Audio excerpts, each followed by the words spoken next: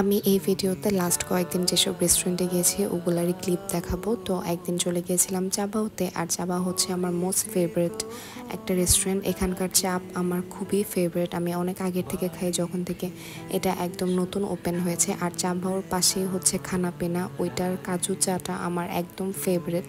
আমার চা একদমই পছন্দ না, বাট এখানকার চাটা একদম বেস্ট।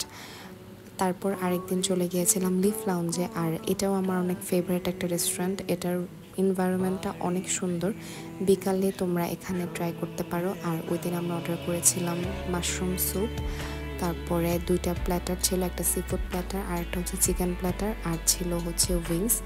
তো এখানকার খাবারও ভালোই। তারপর আরেকদিন গিয়েছিলাম কেএফসিতে, আর কেএফসিতে ওদিন নিয়েছিলাম 2টা চিকেন ফ্রাই আর হচ্ছে চিকেন পপকর্ন। আর এটা হচ্ছে মেরিডিয়ান লাউঞ্জ, এটাও খুবই সুন্দর একটা রেস্টুরেন্ট আর খুবই বড়। তো ওইখানেও একদিন গিয়েছিলাম, আর ওইখানে গিয়ে অর্ডার করেছিলাম থাই স্যুপ। এটা খুবই বাজে ছিল, আমার লাইফের সবচেয়ে বাজে থাই স্যুপ ছিল এটা।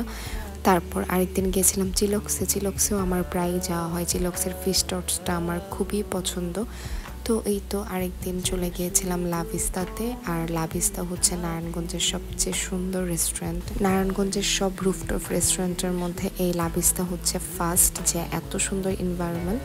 তো ওইখানে গিয়েছিলাম একদিন, আর থাই স্যুপ নিয়েছিলাম। তারপর এখানে স্প্রিং রোল ছিল। লাভিস্তার খাবার এভাবে মোটামুটি ভালোই, তারপরে বাট একটু এক্সপেন্সিভ। আমার মনে হয় যে নারায়ণগঞ্জে এমন কেউ বাদ নেই যে লাভিস্টার খাবার ট্রাই করে নেই। তো যাই হোক, আরেকদিন গেছিলাম স্কাই কিচেনে আমার অনেকবার যাওয়া হয়েছে, এটা যেহেতু ফ্যামিলি রেস্টুরেন্ট, ফ্যামিলি নিয়ে অনেকবার যাওয়া হয়েছে। তো ওই দিনও চলে গিয়েছিলাম আর একটা প্ল্যাটার অর্ডার করেছিলাম।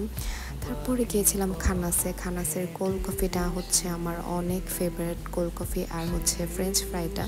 তো এই তো খানাসে আরেকদিন গিয়েছিলাম, আরেকদিন যাওয়ার পরে এই কোল্ড কফি আর ফ্রেঞ্চ ফ্রাই খেয়েছিলাম। তারপর এটা হচ্ছে ব্যাঙ্কুয়েট রেস্টুরেন্টে, আর ব্যাঙ্কুয়েট রেস্টুরেন্ট থেকে আমার প্রায় খাওয়া হয়, আমি বাসায় টেকওয়ে করে খাই, অর্ডার করে খাই।